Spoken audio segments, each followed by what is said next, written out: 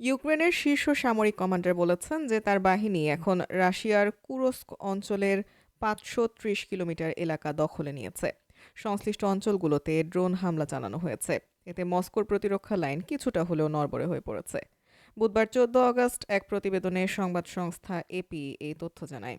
প্রতিবেদনে বলা হয়, জেনারেল আলেকজান্ডার সিরেস্কি বলেছেন, সেনারা তাদের দায়িত্ব পালন করছে। পরিস্থিতি আমাদের নিয়ন্ত্রণে রয়েছে। ২ বছরের বেশি সময় আগে রাশিয়া ইউক্রেনে সামরিক অভিযান শুরু করার পর এই প্রথম শত্রুর ভূমিতে এত বৃহৎ আকারে পাল্টা অভিযান পরিচালনা করছে কিয়েভ। কুরস্ক অঞ্চলে ইউক্রেনের ছোড়া ১২টি ড্রোন ধ্বংস করার দাবি করেছে রাশিয়ার প্রতিরক্ষা মন্ত্রী। তিনি বলেছেন, তাদের ১২টি যুদ্ধবিমান প্রতিরক্ষা ইউনিটে ওই অঞ্চলে ১ ডজন ড্রোন ধ্বংস করেছে। কুরস্ক এবং বেলগোরোডে রুশ কর্মকর্তারা ক্ষেপণাস্ত্র হামলার সতর্কবার্তা দিয়েছেন। বিবিসির এক প্রতিবেদনে বলা হয়েছে, কিয়েভ দাবি করেছে তারা রাশিয়ার ১,০০০ কিলোমিটার এলাকা নিজেদের দখলে নিয়েছে। তবে রাশিয়া বলছে, কিয়েভ যা দাবি করেছে তার অর্ধেকের কম এলাকায় নিজেদের নিয়ন্ত্রণ নিতে পেরেছে।